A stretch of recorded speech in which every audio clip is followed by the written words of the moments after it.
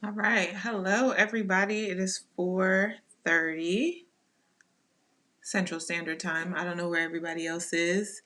Um, Come in and say hello. Let us know where you're from. Going to give a couple more minutes to let some more people into the room.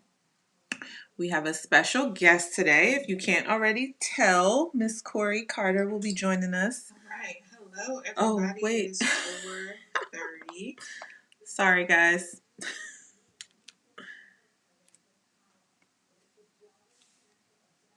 All right. So if you can share this video, this link with friends, family, anybody that you think might be interested, give us a thumbs up and we will begin shortly. So while we wait, a couple of housekeeping items. Again, share and like the video. Next week at 4:30, we will be joined by Michael Tinsley, my ex-work husband. um, any questions that you might have for Kori, please feel free to put them in the chat at all times. Aisha, I see you. No, you can't see me. That's on purpose, actually. I'm stepping up my effects this week. So, anyway, put your questions in the chat. Um, let's have some fun. Also, at the end of this live or even during, feel free to leave some feedback. The more feedback I can get from you all, the better I can make this for us going forward. I'm reading the comments. So y'all want to see my pretty face? Is that what it is? Is that what's happening here? Uh-oh. Oh. Okay, guys. 2 more minutes. Share your likes. Share your likes. Share and like, please. Sorry. I'm trying to do 5 things at once here. Uh-oh. The baby's crying again. All right.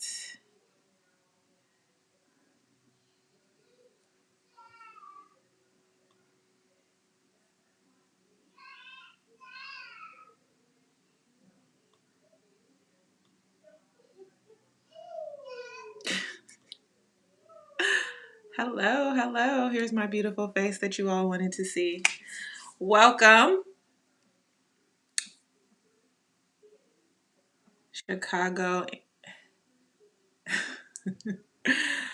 Okay, I see Chicago here. I saw someone earlier. I think Brian Miller said you were on the World Junior team with Kori. So we will have to get you in on the chat later on. Okay, one last thing, and then I'm going to get going on this intro because people see me on live and want to text me. So, one last reminder, share, like this. Let's get some more folks in here. And now I'm going to go ahead with the intro. This young lady is, I felt like I had to share this because I'm like, dang, I really am an auntie. She's a 90s baby. She was born in 1992 from Claremont, California. She is a Stanford grad where she studied human biology. While there, she was a 9-time All-American, your 2017 400-meter world champ, mom to her dog Kovu, Kori Carter. Uh-oh, wait, let me unmute you. Hold on. Oh. I was just saying, I'm glad you got my bio right. Oh, I got it right. Very much a mother. Yes. So thanks for being here, Kori. Remember, I said I'm going to keep this lighthearted. It's meant to be fun. You know, you're nice and bubbly, so I'm not worried about that. But you look gorgeous. Thank you. I was like, you know what? Let me beat this face a little bit because Yes, the top, yes. if one thing you can bring, it's a face. Well, you know the curls are popping too, though. I'm here for the Thank curls. Curls for the you. girls. Thank you. I'm so excited. I'm on tea time with Tasha.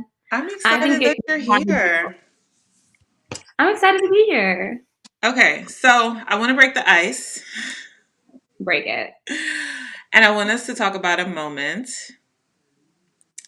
possibly my favorite Kori moment. Oh, Come on, what hold on. is it? It's taking a little Oh, bit. she's got video. All right. I see what's happening. It's taking a little I minute. know where Wait, we're don't. going. I need you looking at the screen because. Yep. So I haven't figured out how to get all that extra stuff off there. So let's play it Okay. one more time in case anybody missed it. New location. No, I'm in the same room. I just turned things around. I don't feel like y'all need to see my bed. Okay, Kori. So take us through this this GIF. How do you are you Gen Z or what is it? I feel like I'm a millennial, No, but I don't you're really not a know. millennial. I'm a I millennial. feel like I feel like we're the same generation, Natasha. Like Don't do it. So anyway, is it GIF? How do you pronounce those? I call it a GIF. Okay, I call it a GIF too. So take us through that moment. Last week we talked to Tyson kind of about like the pre-race. You could cut the tension with a knife. Last few minutes is like the most intense minute ever. You're coming out of the call room. So we had this like super intense. I'm gonna smile for you people, and then I'm back to business. What was going through your mind? The funny thing is, um, Aj will always say she always was like, "You're gonna turn into a GIF," because I do that before every race. Like you watch me in college, that is what I do. I only started smiling because my dad said I had to, Oh, um, because she's a Gemini, so she has two personalities. And so when I'm on the track, that's a Kori monster. She is not the nice person that you see here today. You don't want to mess with her. And so when I get on the track, I literally transform into a different human being. And so yeah, I just was like, we have the world championships. It's time for business. Funny thing, even funnier, I feel like no one got to see this moment is, I'm a hugger. And like yeah, that takes me into my next question. So go ahead. Coach Flo is not a hugger. And I forced him to give me a hug every day. Like, we're going to start it off right. And he was like, we're about to walk into the call room. And so he's like, Kori, good luck. And he goes to give me a hug. And I push him off of me. And I was like, I'll hug you when I'm world champion. I don't know who I was at that moment. Like, I was possessed in that moment. So yeah, that is what you saw out there on the track is the Kori monster. She's a bad woman. So does Flo say that like in that moment he knew that you were coming back world champion? We knew, honestly, in Monaco. I ran like a perfect race, and he knew that in Monaco. I feel like I knew that in the semis, Mm-hmm. because I messed up my race plan, but I was moving so fast. I came back and I was like, I executed that perfectly, and he was like, No, you did not. And I was like, Yeah, I switched at 7, and he was like, No, you switched at 6, and I was like, Oh, I'm going so fast, I don't even know where I am. Like they got a problem because I just felt so good. I was just like, bet, cool. So that's the thing is that one thing that I really appreciate about my coach, like, I don't think if you watch the commentators, they barely mention me. I don't think anyone really had me winning that race, but my coach did. And to me, that's the only thing that matters is like, as long as me and my coach believe in it, cool. Yeah. That's all I need. I said I wasn't gonna keep this track heavy, but like there were two Right. questions that I'm listening and I'm like, because you were out in lane 8. And it Mm-hmm. was like you were in the perfect scenario to literally run your race. Like there was a point at the end of the race, like I think it was how many hurdles do you guys have? 10? And I need you to know that. I'm gonna need you to know that. So there was a point at 10 where Dalila, it looked like she was going to, but you were like, not today. Not today. So take us a little bit through that last, like, was that an extra or was your momentum just already there? Was your foot, were you that laser? Do you even remember? Because I feel like some of my best races are the races I don't remember. I'm literally like autopilot, like. Yeah, I feel like if I know I have a good race, if I'm missing hurdles, like if I can't remember what happened in the middle of the race, I'm like, okay, she was just gone. Mm-hmm. But I do remember the finish because like that was just guts. But for me, yeah, lane 8. It's funny because when I got lane 8, I was like, oh shoot, I have to win because I don't want to hear Coach Flo's mouth because he's gonna talk about you had an excuse, da da da da. And I was like, let me just go out here and win this race. So I don't have to like hear his mouth, which is like horrible for like, what's your real motivation, Kori? But yeah, for me, it's funny because I'm known as a chaser and I like being on the inside because I like seeing where I am. So I was literally just running scared for the first 300 meters. And then when I got off the turn, I was like, oh, like I'm in the front. Like, no, like, because the best part of my race, it's like the best part of my race is my finish. And I feel like at that point, it's just like, because I messed up the last 3 hurdles. Coach, after my race, the first thing I said to him, it was like, I'm sorry. Because he was like, yeah, you owe me a half a second. You messed up on the last 3 hurdles. Oh, we win the world champs and come off the track and apologize. Okay. Look, Coach Fuller runs a tight ship. I'm for that man. There's so many stories about that race. But yeah, I feel like once you get to the last 2-3 hurdles, it's just like it doesn't really matter about technique. It's like go get it. Yeah. Do you want it or not? Right. Exactly. I like this comment from Coach SWD0. Coach Flo knows for real. Especially because I remember there was the before the race and then the after the race celebration that I know that you all have your little thing in your group if you care to share or not. Well, you want to know the real tea? You want to know the real tea, Natasha? We want to know the real tea. That's what we're here for. We're here to sip some tea. So spill the tea. Flo and I almost got into a full fight 5 minutes before the final of the World Championship race. Like, we almost got into an actual fist fight. I can't even imagine that. Okay. But basically, I'm in the outside lane. There were 3 lanes set up for the hurdlers on the warm-up track. So, of course, I'm trying to go to the most outermost lane to do my start. And one of the coaches was like, oh, you can't use that lane. My athlete's working on something. Meanwhile, she's on the other side of the track sitting down. And I'm like, what do you mean she's working on something? We're about to go to the call room in 10 minutes before the World Championship final. What could you be working on? And so Flo's looking at me crazy, like, why aren't you getting these blocks? Like, we have to get to the call room ASAP. And I'm like, Flo, get over here right now. And he's like, I'm like, this man's saying I can't use the blocks. And Flo like basically like positions himself in between me and this guy, and he calls over like one of the officials to be like, can you tell this man to let my athlete use blocks? And she's this small little British lady, so this coach ain't scared of her. And finally, Coach Flo was like, Kori, what the F are you doing? Get in these blocks. And I was like, you ain't got to tell me twice. The man's foot was still on the block, and I was moving it. And Flo was like, if he made a move to you, I was just gonna, have to roll up. And I was like, that's my coach right there. Like, I'm scared of him, but he would really go to war with me. So first of all, that's not where I was expecting it to go, because number one, bubbly Kori, like about to go to blows with somebody. Not quite. But we're at the World Championships. We're in our zone. I get it. To your point about going to war, I remember a story in high school. I trained at the Armory in New York City. And literally every high school, every middle school, everybody trains at the Armory. So it's like pandemonium in there. And there was this guy that would like stand on the track, on the straightaway in the middle and just stand there. And we're like, we're running. Like, what are you doing? So one day I was just like, okay, if he's going to stand there, I'm going to run him over. So come on, Natasha. I ran him over, like knocked him over to his feet, and he got up and started to buck. And my coach was like, "What you gonna do? You gonna fight somebody? You gonna fight me?" And it was like in that moment, I was like, "Yep, we go to war.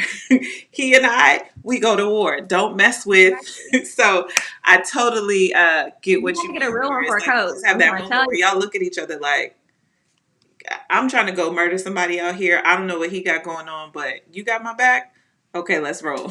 you. So interesting, interesting. But Miss Bubbly, like, I give everybody a hug. Like, it's interesting because I feel like even when you're on your A game, you are like bubbly Corey. Whereas I'm like, super laser focused, not really in the mood to talk to people. And so I wonder, again, last week Tyson and I kind of had a little conversation about like relationships across our events Yeah. and how has that like being so competitive but also being bubbly, like do you find yourself like at kind of like I don't know, a conflict with yourself or other athletes or I feel like I just like as far as like being competitive and bubbly, I kind of turned that side of me off. I probably turned it off way later than most mm-hmm. people Mm-hmm. because I don't really until I really get into my warm up. I'm having a good time. And I feel like for me, it helps me not get so nervous because I Yeah. like if I'm talking and having a good time, I can't sit there and just like, who let me think about a race and da da da da. Like I'll work myself into a tizzy. So for me, I like to keep it lighthearted, and then once I put my headphones in and kind of lock in, I get very laser focused. I think the hurdlers, especially the foreign hurdlers, compared to some other event groups, we don't have much drama. One, The I'm tired. shade. I don't know The what to do. shade. Hold on. Y'all,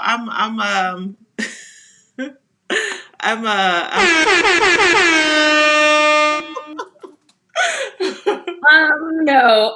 Some of y'all groups. That's tea for another I day. gotta know who you're No. talking about. One, I think I'm too tired to have any beef with you. Like, we got to go around this track over hurdles. No. And two, I think, I don't know. I'll just put this out there. Foreign hurdlers are real ones. I can't have a problem with anyone on the track because like I know what you do and I respect it. I feel like my event group we're not super close, like we don't have like a group text like the men's jumps, but Yeah. I feel like there's a respect level and I love and appreciate my competition because the 400 hurdles we're doing some stupid stuff right now and I really feel like it's because you have so many heavy hitters. It's like you have no choice but to raise your game. Like Mm-hmm. so yeah, I don't think there's a lot of drama in our group That's because I no. don't know. I like everyone in our group for the most part. I'm actually laughing at this comment because Aisha said, "Give a little hint, Corey. Who got drama?" Um, I mean, it's not the 400 hurdlers. I'll tell you that. I'll say my event back in the day, we had a little bit of drama. These days, we're better. But Yeah, back in like 2008 to like 13, it was a little suspect, but we're all good yeah. I now. heard, I heard about y'all. We're all good now. It's no big deal. So, okay, moving along, moving off the track. We spent a lot of time there. I want to talk about this, Corey. Oh, her. Her, like, That's just are Natasha we Light. That's just Natasha Light. are we picking up another career? Because I'm just like, come through. Um, We don't deserve like this one. Like, who look is at there's she? snow. You gotta take a snow picture. It was a snow day. Well, I didn't get. I was too busy getting pictures of my son. So, They were I very cute. mean, I'm just like, and then, I didn't have time to pull it up, but like these captions, can you like help me out with this caption? Hold on, let me pull up this last one that I saw. I was like, okay, Corey, something about not for these streets. I don't know about the streets, but she does belong to the track. How do we come up with these captions? Like, what are the inspirations? Um, to be honest, that one was me actually, but a lot of the captions go through the group text. It's a community effort to get this gram popping. Shout out to Marielle, shout out to Ajay. Um, you know, they're in my iCloud photo albums, picking out the pics, picking out which one is really gonna pop. But yeah, you know, if you want a caption assassin, Kobu actually has captions, if I'm gonna be honest. But This one here, this one here. I like this one. This one is like modelly, but we see Kori. oh, Big thanks, laugh. Yeah. I'm like, thanks. okay, My Kori. teammate took that Okay, Kori. because you know, honestly, it's the quarantine. I ain't got nothing else to do. I'm gonna take a picture. I'm in the house with a camera. But Okay. Being quite honest. I mean, if I'm honest, a lot of, first of all, my like catchy if it's like a catchy caption, I didn't know it didn't come from me. I definitely was at practice like, hey, you young people, what do you say to this? What song lyric is hot now? Definitely not me. And do you need captions? you do. You No, do. but I'm saying like with do you need captions with the bone structure, with the cheekbones that you have? Like, here, take it. You're welcome. Give me my likes. Give me my comments. Flames, flames, flames, flames, flames. Natasha Hastings. See, Kori, you're just great for my self esteem. That's all. That's all You're I'm not great for gonna say. mine. I'll tell you that because your pictures, blah, blah, blah, slapping me in the face. I'm like, all Not right, not not with things like this coming across my timeline. Not at all. Like not uh, I don't know what you're talking about. Like this one not like the slide did we catch this tea? Like first of all, how did we get four Corys and there's more cuz I didn't get the swipe picture in one shot. Like Let me explain to you don't what do me, happened. boo. Don't do me. I got a box. You saw what I was wearing. Jordan sent me a box, and I called all my friends to tell them that they were poor at this point because I was living a life of luxury. And then, yeah, and then I was like, we got to get this flick off. And it's funny because the quarantine has really made me into like a little photo editor, learning how to use these apps and edit these little shots together. But I'm never going to do a shoot like that ever again because I was moving my king size bed. I was trying to set up lights, cameras, do hair and makeup. I'm like, yo, I need an assistant. It's a lot of work. It's a lot of work. So quarantine has made you into a photo editor, modeling. What else has come about through quarantine? Like how did you manage training like when it first like shut down, we couldn't go anywhere but thankfully not thankfully because I'm like a super Hopefully, quarantiner. Texas. But Texas is like, whatever, use whatever you want to, go wherever you are, do whatever you want to, which is why our COVID numbers are stupid. But what else has come out of COVID for you? What have you learned about yourself? I have learned that I am a human doing. I'm not a human being. I like to stay active. Human Um, doing. I'm about to write this down because I actually have a presentation for this Come Saturday that on, I'm stealing that for. Human doing. take Okay, it. It's yours. come on, Um, yeah, I preach. feel a lot of people were like, I'm gonna get to know myself and do the work, and I was like, I'm gonna learn some new skills and get some hobbies because she needs to stay busy. So yeah, like I started woodworking. I saw that. Um, Hmm. I started my garden, but I don't know what you did because the frost came and killed all of my You got to crops. cover them. You didn't cover them? First of all, I checked the weather the day of, and I feel like Texas is so Hot, bipolar cold, yeah. to where it will be 90 at 11 and 40 at 7, Yep. and I'm Yeah. I'm not a planner like you, so I'm just like, I wouldn't really say I'm a planner, but I just kind of, you know, I know that the don't you have temperature a typically project drops at planner? night, so I just cover them at night. But we haven't had any frost since the snow, so. I would say you're a planner. I'm gonna put that on you. Okay. I feel like you, like most 400-meter runners, like you have your life together. Mm, I think I present as though I have my life together, but on the inside, I'm screaming. Wow. Well, she's a hot mess on the inside and the outside. So No, I don't agree. I don't agree. I know you're a reader. Do you have any I'm books that you can recommend us through the rest of quarantine? my favorite book. I mean, other than the Bible, that's like what I've been working my way through it again. What But book? my favorite, the Bible, Oh, the okay, good. okay. I thought you said human biology. I was like, wait, what? Like, I know you studied that, but hold on. Okay. Yes. um, Motivation Manifesto. Don't ask me the author because I'm terrible when it comes to that. You know That's who one of my gave me favorite that books. book? Eric Kennard Eric Jr. Mm-hmm. gave me that I book. don't know. I don't know if I gave it to him or he gave it to me or we were reading it at the same time. Eric and I like every year start a book club and then we get to February and it never lasts. Life happens. It's okay. We're human But beings. yes, yes, yes.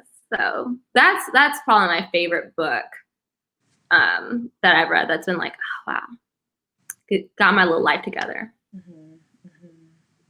Hmm. Okay.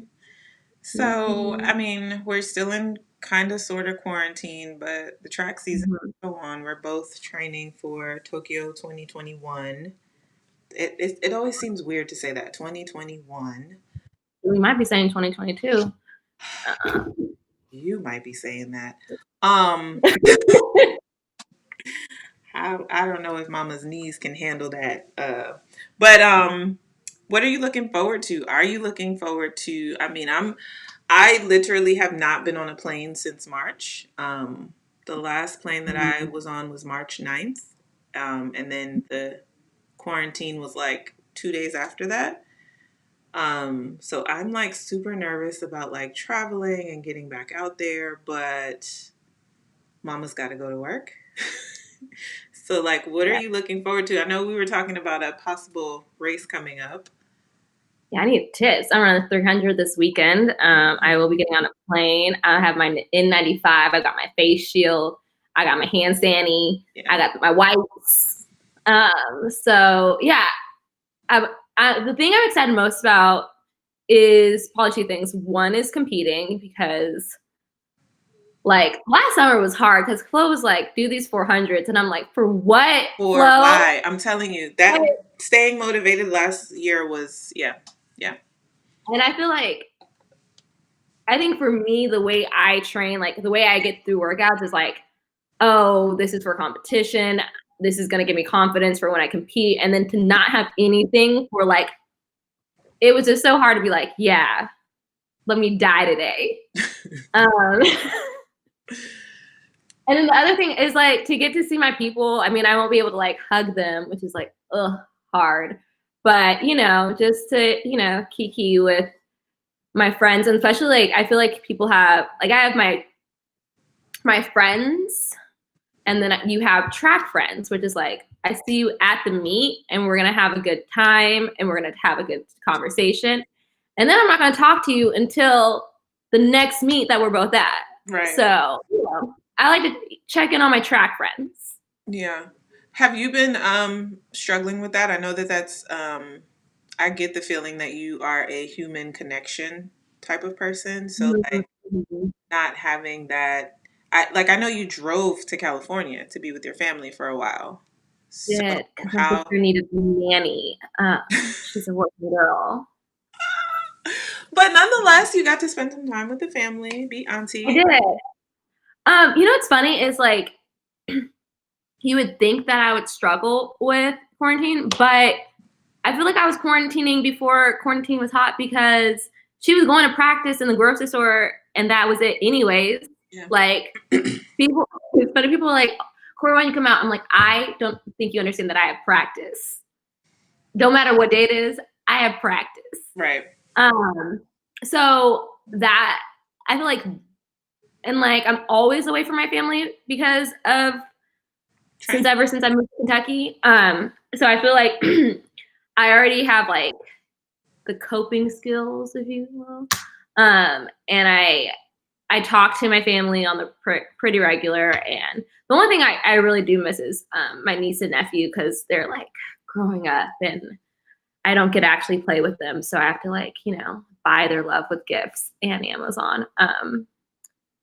He's not above it.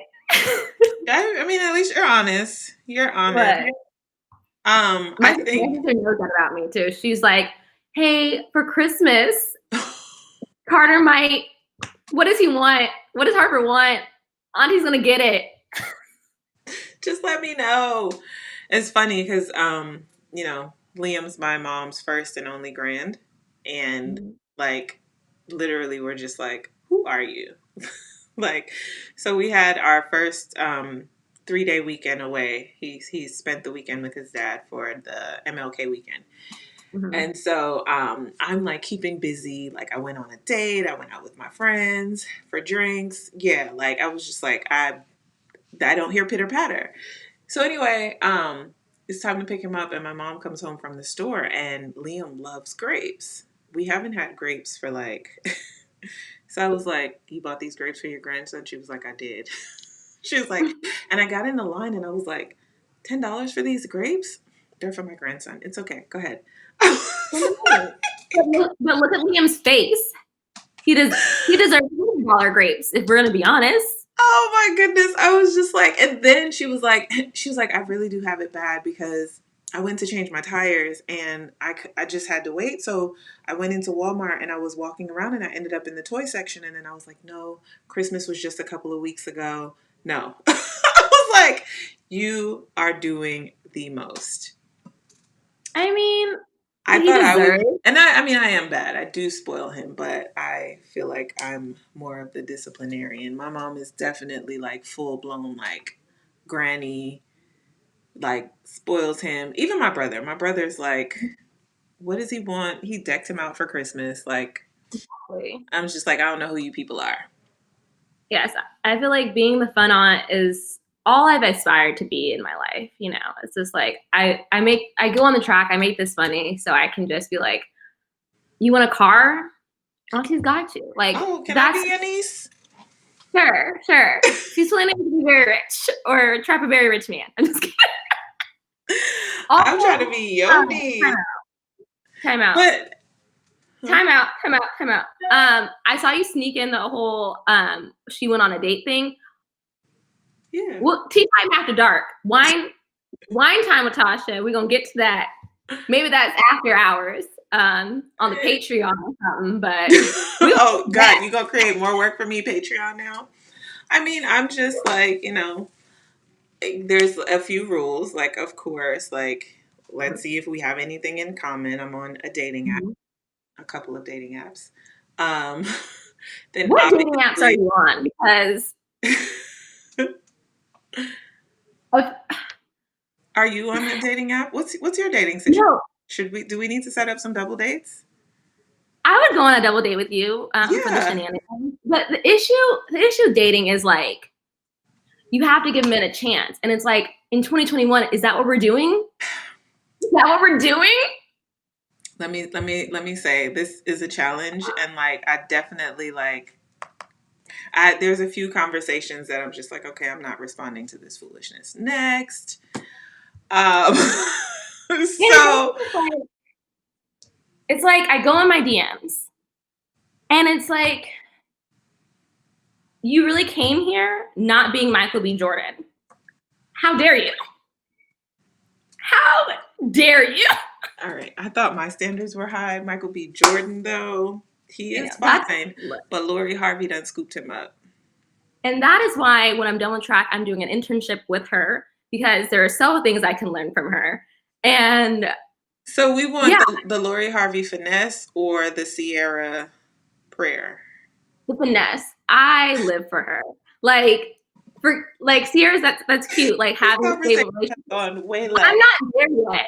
Okay, I don't want stability. I want to scam men. And you know what? At your age, you should be. No, Auntie approves. That's what you should be doing right now. That is You know, exactly what you should be doing right now. like I just figured out how to beat my face. Like I feel like I should be using my powers for good and just Lori Harving it up. Auntie approves. But Auntie. like I said, you have to actually have a conversation with these dudes. All right. So we'll set up a. I only do COVID friendly dates. So that means outdoors, in public. Mm-hmm. Mm-hmm. You sit across the table, 6 feet away. If we're not eating, put your mask on. Like I'm like. So I say let's shit. do it. Honestly, like shout out to the man who got to experience a date with you because seeing the presence of Natasha, a full goddess, You like know what? I'm learning to yes. embrace that. If 2020 taught me anything is I am a gift and you should be grateful that we are here on this date cuz please believe I'm fielding a whole bunch of I'm doing a lot of swiping. Mm-hmm, So mm-hmm. She's an investment. Gifts are free. She's an investment. oh god, I'm going to get in trouble. Okay, let's take a question. What's your question?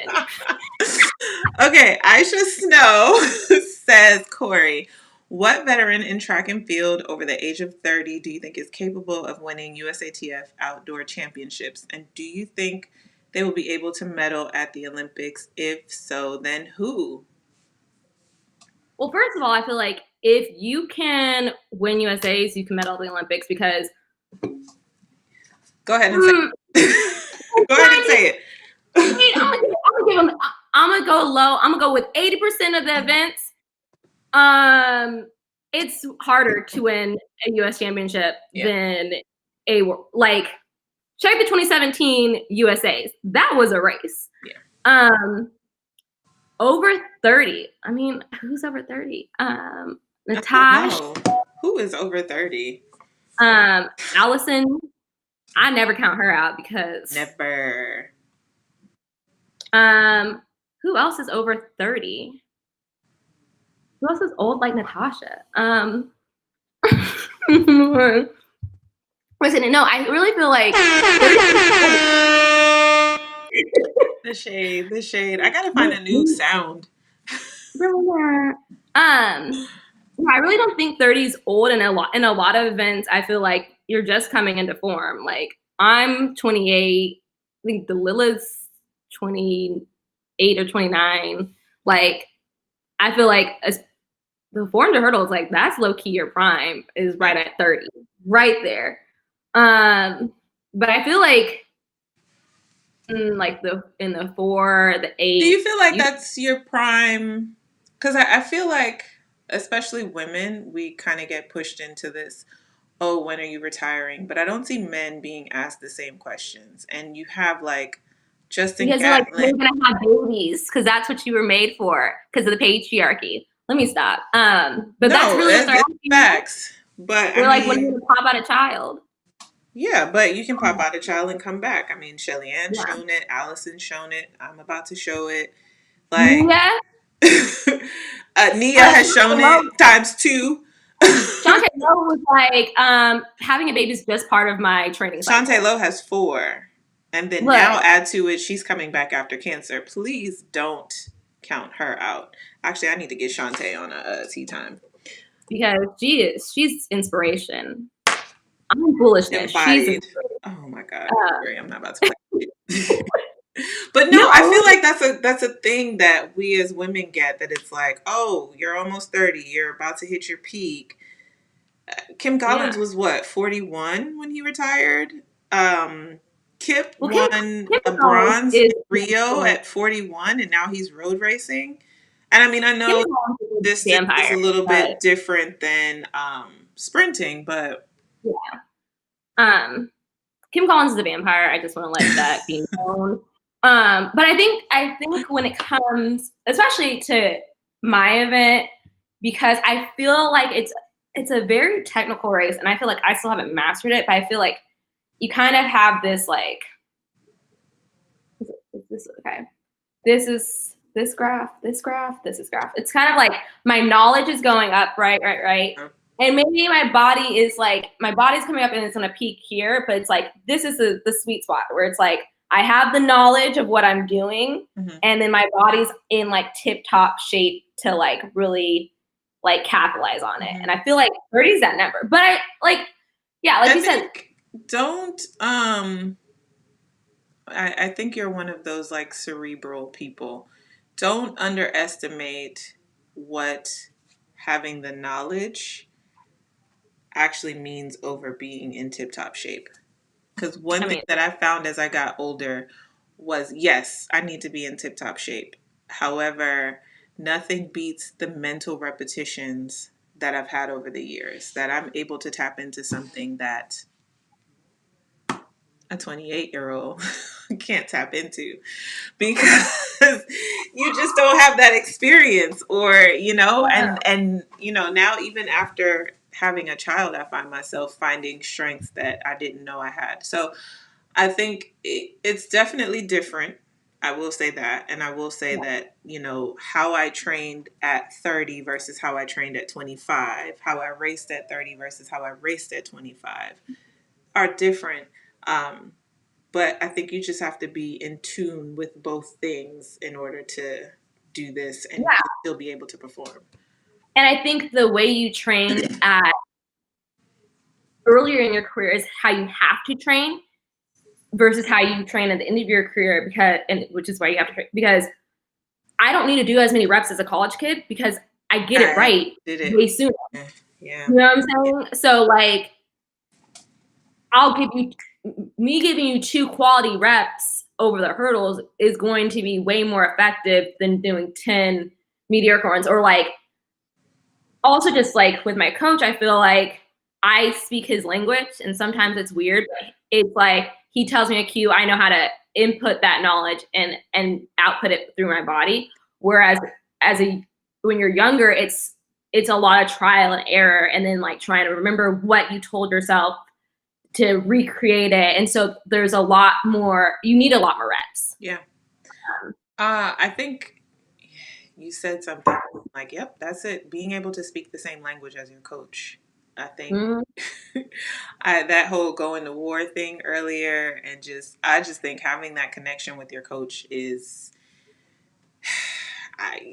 it's invaluable. Because like I went through my and if I think back on my career, honestly, I had 2 coaches from the time I was 9 till I graduated high school. I started with my high school coach, left for a couple years, went back to him, was with him for 6 years or so before I went to college. And then after college, I went through 3 coaches. Yeah, 3 before I ended up with my current coach now that I've been with 8 years, 9 years. Dang. But it's that speaking that same language, having that connection, knowing that we're going to war together. When the chips are down, you're still there for me. You're still there to like pick up and come out of that together. And I think like having a coach that matches your personality is so key, because here's the thing. At this point, especially with the internet, like these coaches don't have the secret sauce. Like there is no like, oh, this is the perfect no, like hard work is hard work is hard work. And I really feel like you need to have the right coach for you as opposed to the right coach, because that's the secret sauce.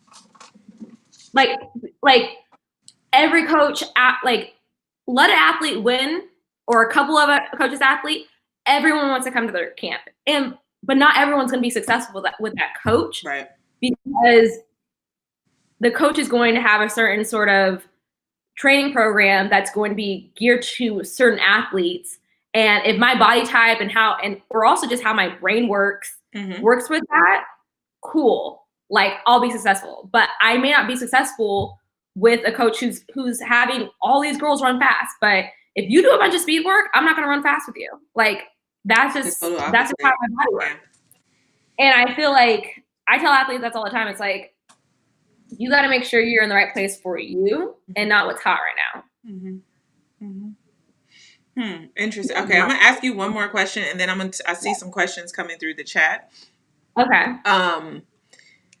How was that for you? Because you just mentioned something that I struggled with majorly coming from collegiate to pro. Is like you are the CEO of your business essentially. Yeah. Like you go from college where and you're with your college coach actually.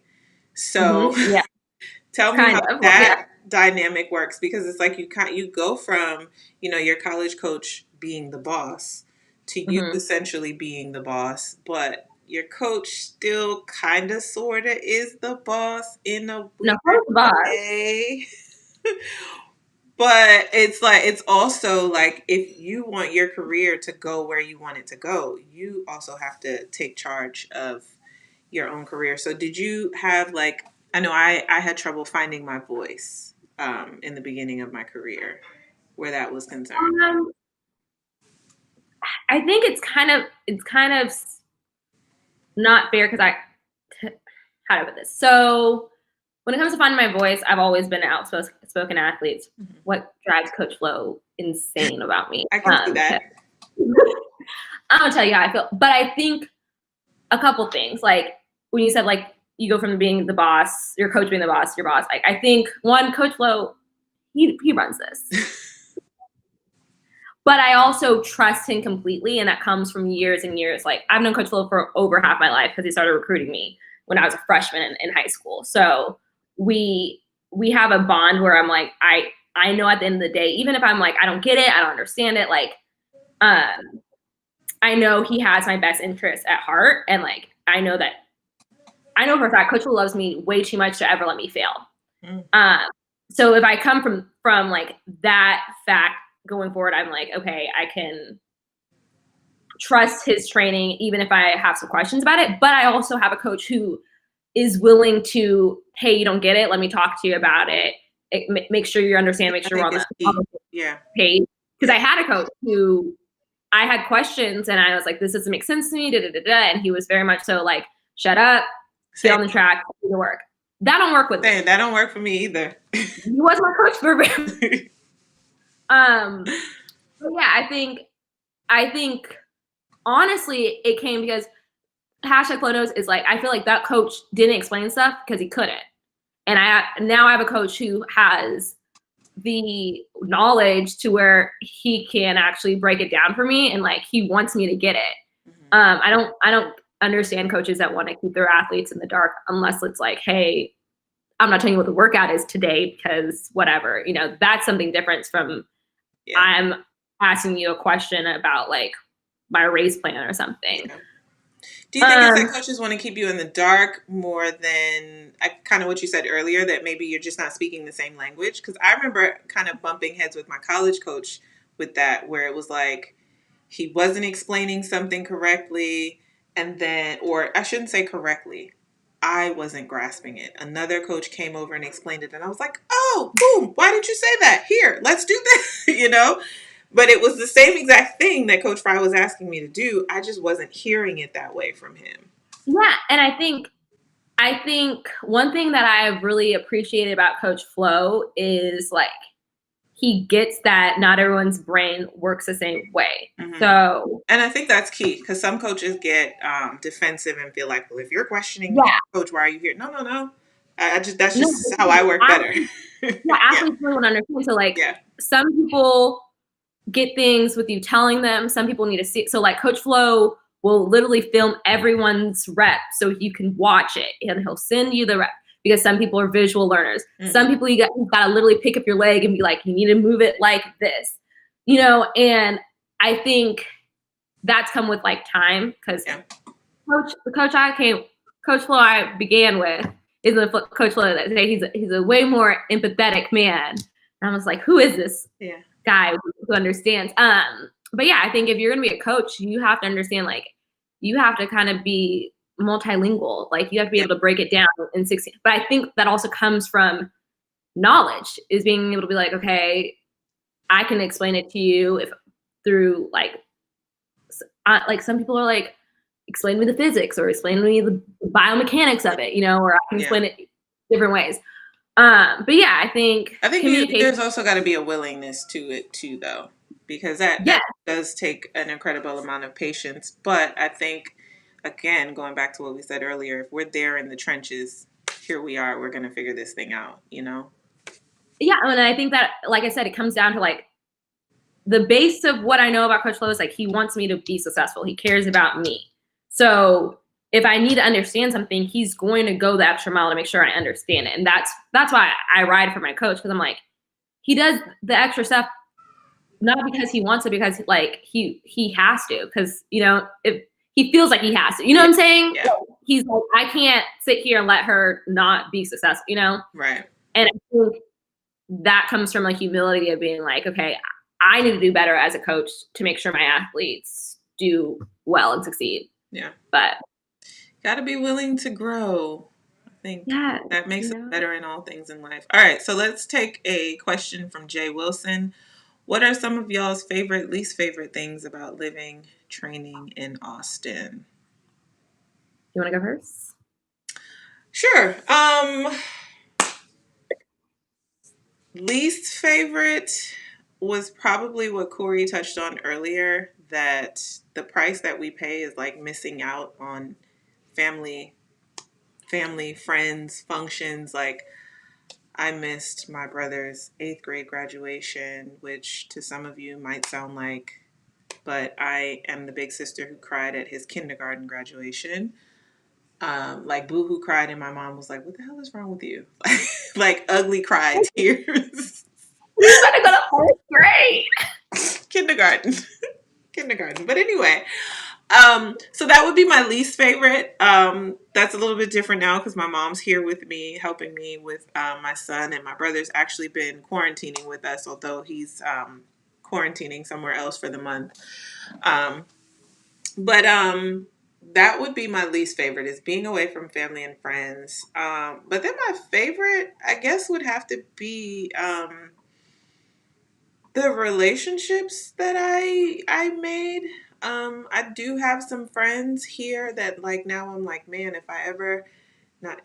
when I leave Texas, I'm definitely gonna miss them, and I hope that like we continue to be, good friends and like continue to visit one another, travel with each other.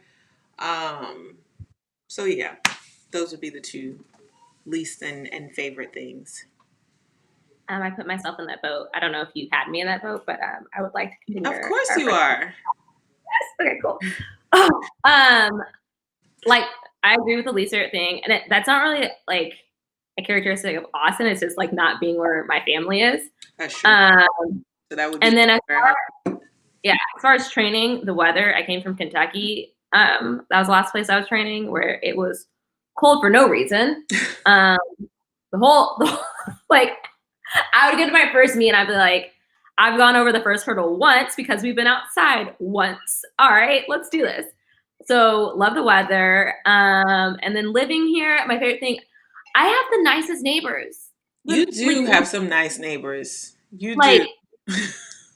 When I come in your house and walk your dog neighbors. Like, not even walk my dog. They do that though sometimes, but they're just on a walk. But like they'll watch him when I go for my meets, and like let me put my doggy camera in their house so I can watch him when I'm overseas. Like, they're so nice to me. Didn't you like come home from a meet and like there was like a steak meal like waiting for you or something? Yeah, they got me one of the little HEB meals that you can put in the oven. And those meals are clutch. They really are. Especially after a Monday workout, I'm like, I need to eat something nutritious, but I don't want to cook. But yeah, they're like, she's flying home. Mm-hmm. Yeah. No, you got some dope neighbors. And they didn't want me going to the grocery store from the airport. Like, the best neighbors. Okay. I'm trying to get some neighbors like that. Aisha, thank you for this super chat. And Natasha, are you running any indoors to prep you for outdoor? If not, why so?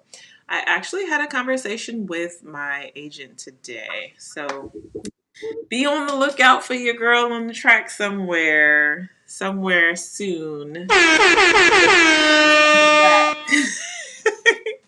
I really like Thank the you. siren. I like it too, obviously. All right. Any more? I feel like I saw one more question, but keep your questions coming. Kori, if I got you for 5 more minutes, if that's okay. What? Look, I told you we having tea time after dark, so you got me for a while. Oh man, Aisha the Great said your neighbors are better than some family members. They are facts. Okay, wait, let me get back up to this question. I Kori from Amber Johnson. Do you have advice for an athlete going back to the 400 hurdles 6 years out of college? don't. No. Let me not say that. Shoot, that's. I think my. Because It's a loaded, sometimes it's a loaded question. because here's the thing. Sometimes coming off a summer break, which is Coach Hill gives us all of 3 weeks. I'm like, yo, this is really hard. I think it would be to take it slow and to build your base up because in order to run fast, you have to run long. And so you got to just put in those laps and those mileage. And like before you even get to hurdling, just make sure you're strong enough to like go 400 meters. I think that and then like doing a bunch of hurdle drills to make sure your form's on point. Mm-hmm.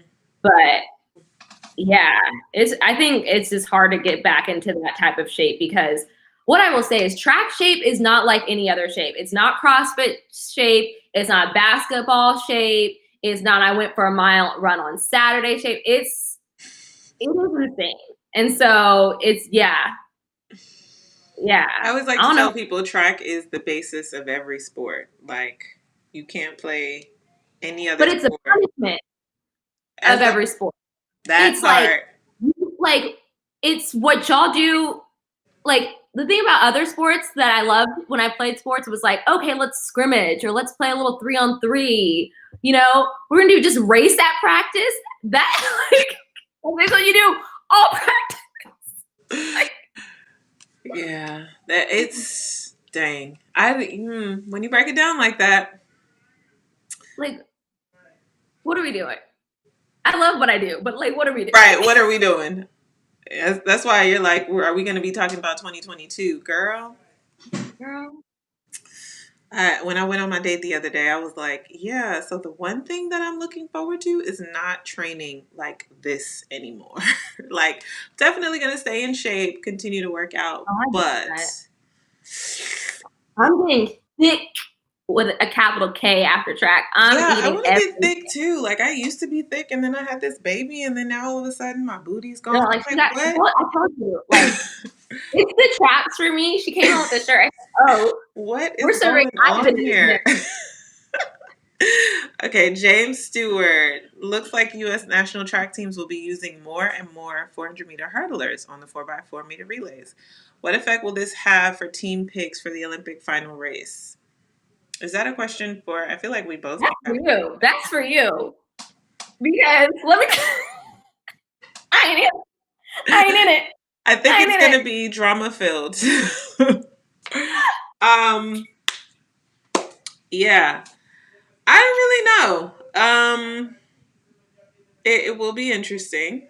Um, I do think that there were instances like this past summer where it's like undeniable. Well, past summer, where you've got two young ladies who went under the world record in the 400 hurdles. No doubt they're going to come on the relay and give us a fast split. Um, where it becomes tricky though is how the selection process of like, for you to not run any 400s for the year, and then we're here at the Olympic Games, and I've made the team, and I've been told that the criteria is this, but now because this has happened or this is showing its face, the criteria has changed. I'm not a fan of certain rules for certain people. That's just calling it what it is. But I also cannot deny what I said earlier, where these two young ladies just went under the world record. So what do? Two things can exist in one. So, or at the same time, rather. Can I add something to that? Please I think it would help be me out more here. palatable. I think it would be more palatable if like that was a rare occurrence. Like Mm-hmm. we're making an exception for the rule because these women just did something crazy stupid. Mm-hmm. I think what's hard, and correct me if I'm wrong, is when you get an exception to the rule for every year. Yeah. And there is no rhyme or reason. Yeah. Well, there's reasons, but like Yeah. you know what I'm saying? So it's just all right, are we going by times? Are we going like what are we going by?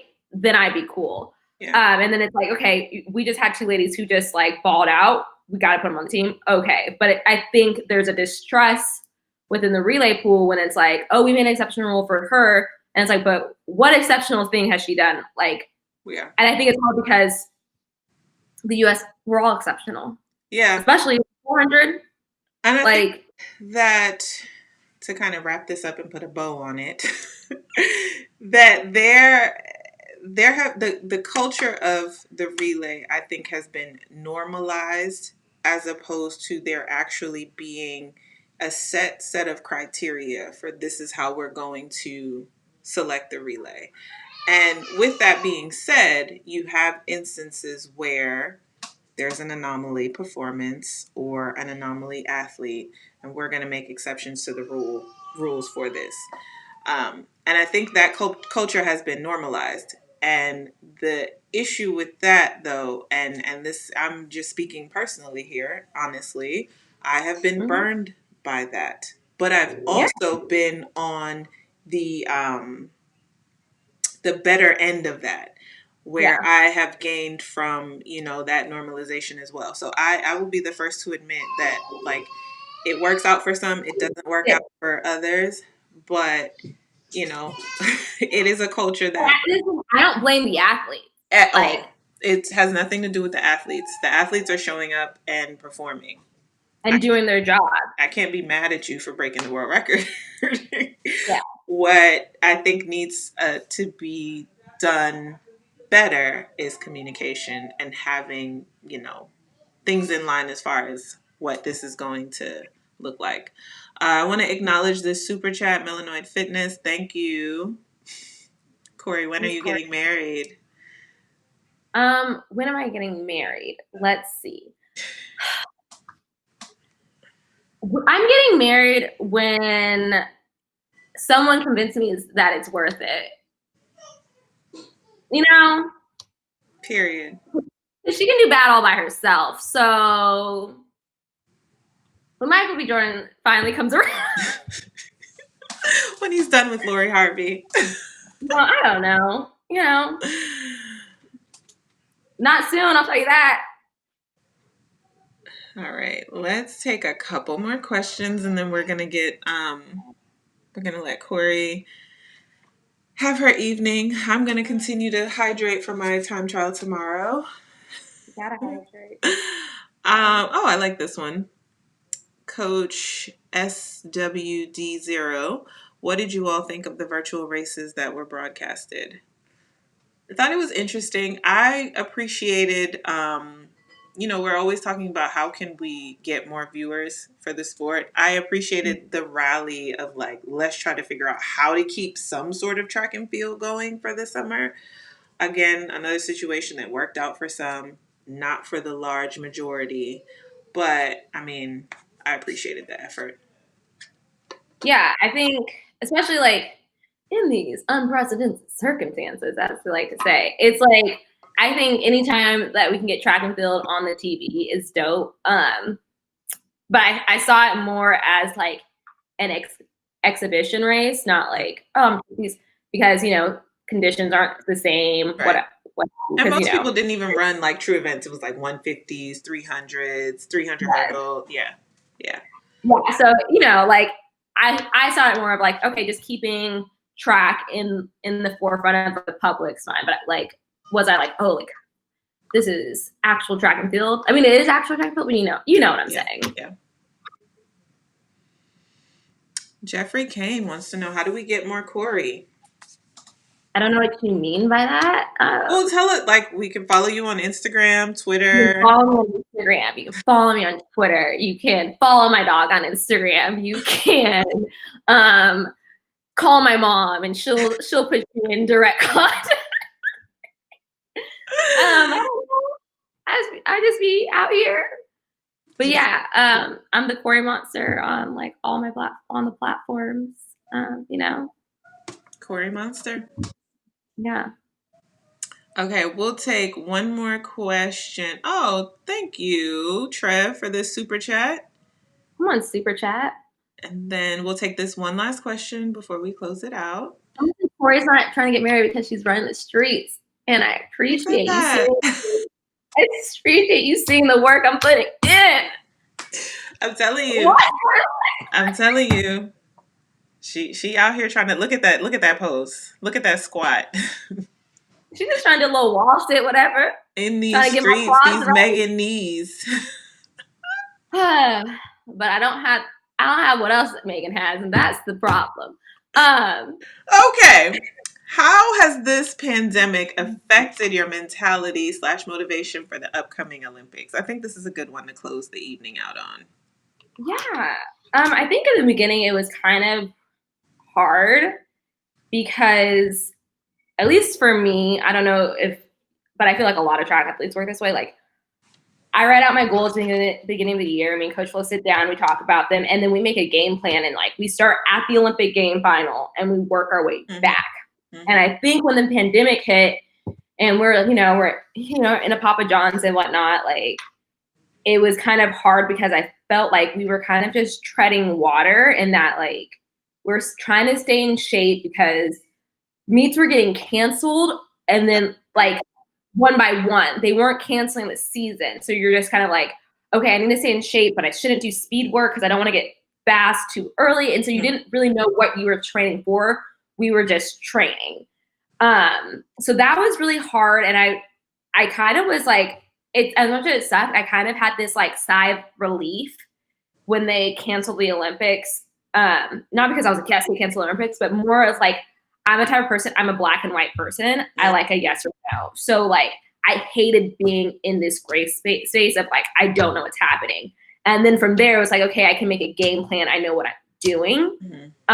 It was just very like mentally taxing, waking up and being like, I don't even know what I'm training for. Like, that was hard for me. I feel like it was still kind of like that even after they postponed the games, though.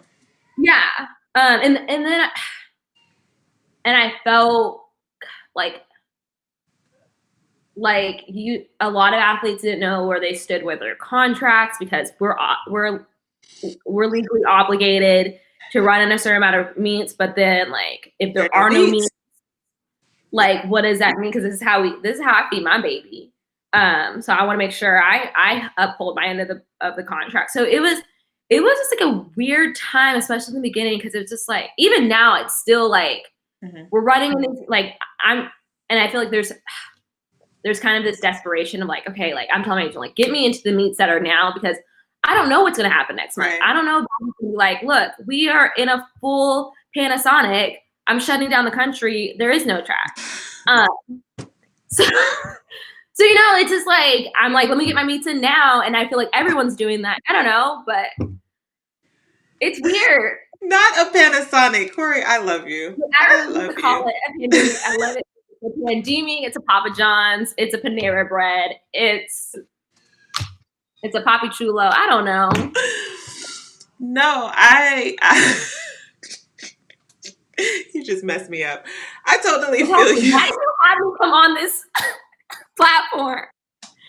It's a whole Panasonic. But no, I think honestly, the part about the contract part, that was the part that I was like, I don't think people realize the level of like stress that we as the athletes are under, because it's like, I think most athletes are very black and white, where, as you said, we write out our goals, we work backwards. I'm peaking here, got to peak again here, get on the podium. I might have a couple more meets after that, And then it just turned into, okay, this meet's canceled, that meet's canceled. We're going to postpone this, but there might still be some track meets. Stay in shape because, oh, yeah, there's this clause in my contract that says I have to run this many races to keep my sponsorship. And certain shoe companies don't give a damn what the circumstances are.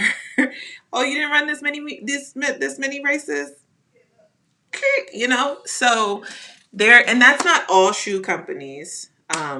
Thankfully I'm a part of one that is not like that, but for some athletes that's our reality. And then you're kind of in this, like you said, you're trying to tread water and you're like, but what am I treading? What do I have a track Yeah. meet next week? Do I have a track meet next month? Do I have And a our track training meet is at all? so mentally taxing. Yeah. Like I get up every day and I tell myself it's worth it because I'm doing it to accomplish my goals. Right. And so it's hard to tell yourself push through when you're like, for what? Mm-hmm. And I feel like, I don't know, like this is me being open, vulnerable, honest. It was just like, Give us the tea. it's just like mentally it was taxing. It was just like, yo, like how my brain works is like, yeah, I'm working to be competitive. And it's like, but I can't compete. So it was, I don't know.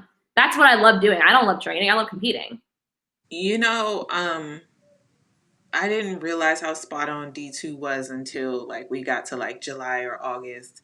That was one Mm-hmm. of the first things that he said when the games were postponed and like, the meets then became a thing. And he was like, I just don't want you all to get mentally fried. And so he gave us time. He was like, if you need to take some time off, take some time off because he was like, I have to figure out how I'm going to train you guys because we can't just stop. But I also don't know what I'm training you all for. But also, I don't want you all to get mentally burnt out. So, I'm laughing because the difference between D and Flo was like, this is great. We have more time to fix the stuff that I've been waiting to fix on you, but I didn't have time. I kind of figured that out after the fact because I was like, yeah, I just had this baby. I'm ready to come back. These hoes don't want. Ooh, sorry, they don't. They don't want nothing with me. Like I'm ready. And then I ran those couple meets over the summer, and I was like, okay, we're all right, all things considered. And then we started training this fall, and I was like, oh yeah, this extra time was actually good, So yeah. Okay, do you have time to take one last question? Josh, I ain't got no life. I I have to go be a mom and I actually have homework that's due at midnight, but we'll take this And we one have our talk we had to do after last this talk. It was like, question. Because this person thinks I am avoiding the question. You stay ducking on Caster Semenya. And I feel like I saw something earlier yes, I saw it about too. my opinion. Can y'all elaborate or give us your thoughts on Caster Sonia? Y'all support her or not? Here's what I will say. And this is someone who, like I said, my major was human biology. So gender is a spectrum. Like we have learned. Oh, we about to get real technical. Okay. But sport is a binary thing. It's Mm-hmm. like you're male, you're female. But like we have seen that some people do not exist purely in those two camps. And even I feel like as female athletes, like me and you probably have higher testosterone levels than the average woman. This is why we became professional athletes. Right. And like we have, as hard as you work, you're probably not going to be a Natasha Hastings because God came down and touched her with a little something extra. I love these little sprinkles that Kori gives us. But so I think it's hard to be like, this is exactly what we need to do because these two things are kind of at odds with each other. Mm-hmm. And so you're trying to put human beings into two boxes. And like, there are so many boxes that human beings existed. Mm-hmm. So do I support Caster? Yeah, I think she is someone who is fighting, and I have to respect that. And like, I know, like she just doesn't wake up and like is an amazing athlete. She has to go out there and grind and get it Work like the every rest of us. day. Yep. Is there some advantages that she inherently has? Yeah. I don't. It's like hard. It's like I don't know. It's hard to do because it's like every girl I line up against has like an advantage. I'm the shortest hurdler out here. I'm like I would love to have a couple more inches of leg, but I don't. But the way I kind of deal with it is kind of, and I'm not putting her in the same camp as people who don't, but it's kind of how mentally I deal with it is that my job is to go out here and run. And my job is not to decide who gets to do what, and like it's not my job to figure out who's doping and what. That's not on me. My job is to figure out how to beat them anyways. I don't think you're doping. I'm gonna work my butt off cleanly and figure out a way to beat you. It's kind of the powers that be's job to figure out That what I'm is not the best jealous situation, of at all. and that's not my role to play. Yeah. Ajay's got to figure out how to beat her, Right. But yeah, I think it's like she's in a hard place, but it's like it's not her fault. She was born the way she was born with the genetics that she was born with, and it's really effed up the way that her situation has been handled. I feel like because it's a lot of giving and taking. It's giving and taking. Like it's kind of like how you talk about the relay. Like let's just have a set rules, and then people, because when you have set rules, you can figure out how to work within them. When the rules keep changing, that's where it gets really frustrating. And I feel for her because I'm like, when you tell her to do something, like a lot of like it's like, what do you want from her? Yeah. Over something she can't control. Right. But would I want to line up against her? Probably not. No. That's being honest. That's real. Like I ain't being trying honest. And I echo everything that you said. And I remember in 2009 at the Berlin World Championships was when she came onto the scene, or she won the 800 there. That was her first 800 championships. And I remember the spectacle and everything that was being said. And two things ran through my mind at that time. I looked at her because at the time she was 18 or 19, and I was like, that's someone's daughter. And as you said, she had no choice in how she was born. And I was just looking around at like how people were treating her and the things that they were saying her. And I was like, regardless of what you feel, she's still a human being.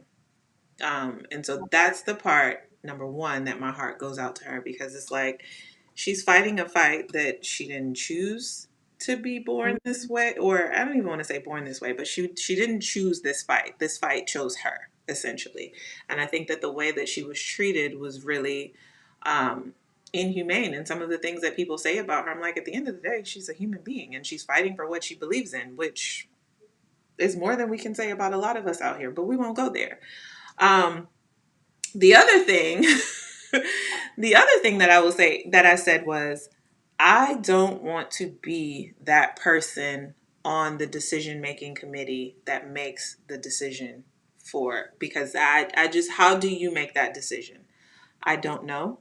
I don't have the credentials to make that decision. I'm not going to sit up here and act like I have the credentials to make the decision. But I do wholeheartedly echo with what Kori said, and I do.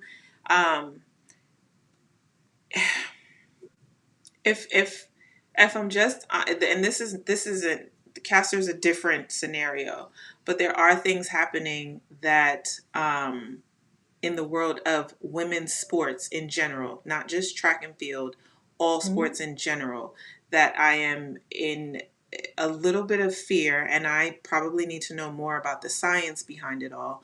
And for me, it's not about, like telling anyone what to do with their body or who to be, but I do on some level wonder where women's sports is going if we don't have set parameters and set rules. And again, going back to like having set rules, and the unfortunate thing is, I think if I kind of draw the parallel to the pandemic, right? Where everyone's kind of like, man, you came out and you told us this, and then you changed it. First, you said don't wear a mask. You said it was just like the flu. Now you're telling us to wear a mask. Now you're telling us to stay home. Now, but it's like Yeah. it's With more information, with you've got more to and more evolve. information. It's the first time we're seeing something like this. We're getting the information as we go, and that's the Yeah. part that I think that is so unfortunate. Is that we're getting the information as we go, then we're getting the information and the media and people twist, conflate, like, and it's by the time we get it, it's not, what it really is. And so that's what makes it tricky, is that this is the first time that we're seeing something like this. So there is no set, like, this is how we deal with it, this is how we move forward. We kind of just have to go as we go, and as the Yeah. science comes out. And I remember there was something like, um she can only compete in this event. I think it was like the 400 to the Yeah. 1500, and people were up in arms about it. And I was like, or maybe the perspective is that because those are the events that she's competed in, that's the study group that they have to go off of. Mm-hmm. Not that they're trying to pinpoint or single out these events, but this is actually what the test group that they've been able to test. I don't know. I'm not a scientist. I'm trying to be as Yeah. honest as possible here, but like I said, at the very least, the bare minimum, she's a human being, and I think that she deserves our respect as human beings. And Mm-hmm. as Kori said, you can't question that she goes out and works hard every day, because you don't run. I don't care what your situation is. You don't go out and run the times that she's running without putting the work in. Um, Can it's I say just, one other thing about Castor that doesn't get highlighted enough? Have you seen her wedding photos? I Because haven't when I seen tell her wedding you, photos. And another thing that doesn't get, if you oh, talk to her, she is dope. Like, she's sweet. she is a sweetheart. Like, she's not a nasty person, or she's cool as could be. So Google that yeah, I'm because gonna have to Google that now that we're fresh. Just very clean. I loved it. Love to see it. I'm gonna have to check Um, that out. I just was like, you know what? This is the side you don't see about Castor. But and you know what? That's the perfect thing to wrap this up on, because that was the whole premise of me doing this, is that I feel like, you see us out on the track, you see the things that, we post, or, what the IAAF or World Athletics or whoever decides to post about us, but you don't get to see the other side. Um, and the other side is that we're just regular human beings out here trying to do what we believe in, and, entertain you all at the same time. Yeah, he's out here. Well, Natasha, I had a great time. You were a lovely, gracious host, and let me just come up in your show and have a couple shenanigans. I enjoyed myself. I'm glad that Um, you enjoyed yourself. I hope that you come back and we do this again. yeah, You promise? Natasha, I would do anything for you. Okay, girl. Well, thanks again. I hope you all enjoyed. Continue to share this link. This is going to live on the channel, so you can come back and watch it anytime. Also, next week, same time, same place, Michael Tinsley will be here, my ex-work husband. So we are back for the tea time trackside chats. So thank you guys. Thanks for all the super chats. Thanks for all your awesome questions. Aisha says Kori got to come back. I feel like, you guys want Tyson back. You want Kori. They love y'all more than they love me, but that's okay. First of all, Tyson changed my life. I watched the whole live. It was so good. But no, they come for you. It's okay. You don't have to. I don't need that one. As long as they're coming, it's fine. All right, Kori, I'm going to hit you up offline. Thanks for doing this. Guys, thanks again. Set your reminders for next week, and peace out.